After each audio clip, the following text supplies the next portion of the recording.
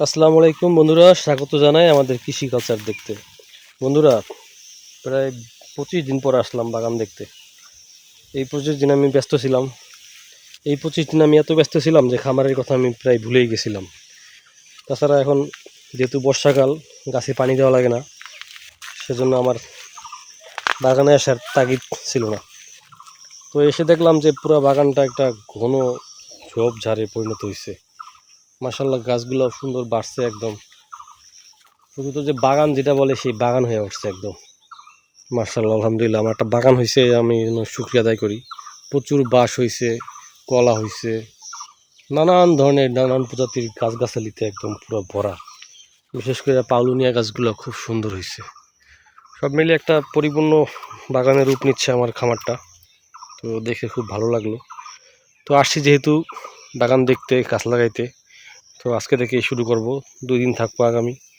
এই 2 দিনের ভিতরেই যা করার করতে হবে।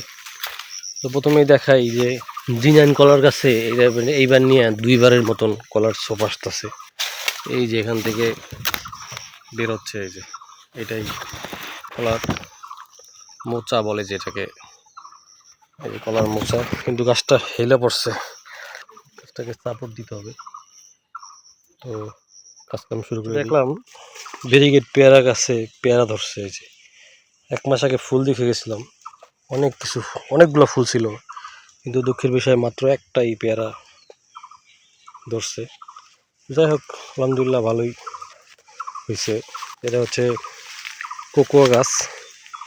গাছটার কিছু পাতা পোকে এমন করে খেয়ে ফেলছে যে পাতাগুলো ফেলেই দেওয়া লাগতেছে।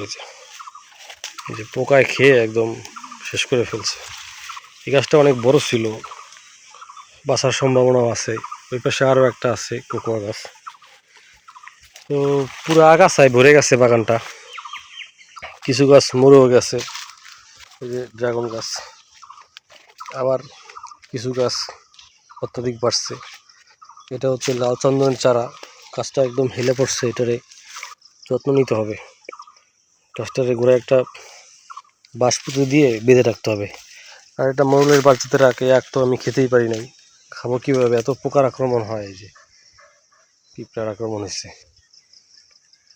আর পুকুরটাতে একদম পানিতে ভরে আসছে, দেখাই। এই যে ঘাস, আব্বা ঘাস কেটে ফেলছে, হয়তো ঝোপ হয়েছে দেখে ঘাস কেটে ফেলছে। প্রচুর ঘাস, এই যে ঘাসে পুরো ভরা। আর পুকুরে দেখেন পানি। মজার ব্যাপার হচ্ছে, পুকুরে আমি একটা শোল মাছ দেখলাম, বড় সাইজের।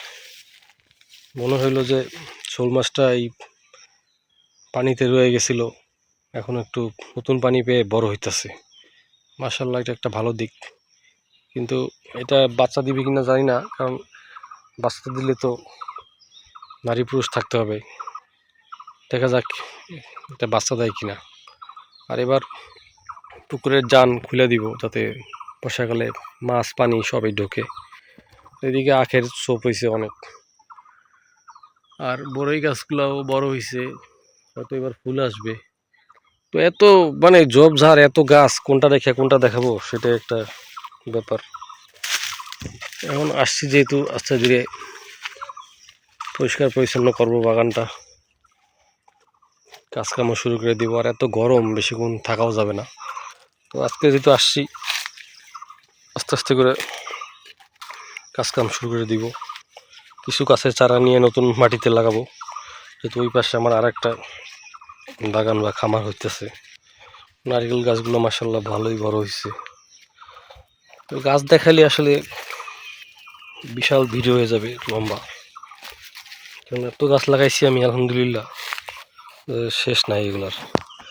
তো নতুন পানিতে গোসল করা যায় চাইলে, এত সুন্দর পানি, টলটলা, এগুলো বৃষ্টির পানি।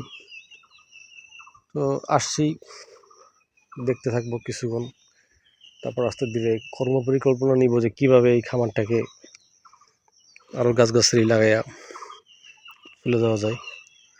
তা আপনাদেরকেও দেখাবো ইনশাল্লাহ। আমাদের সঙ্গে থাকুন, আমাদের ভালোবাসা নিয়েন। আসসালামু আলাইকুম।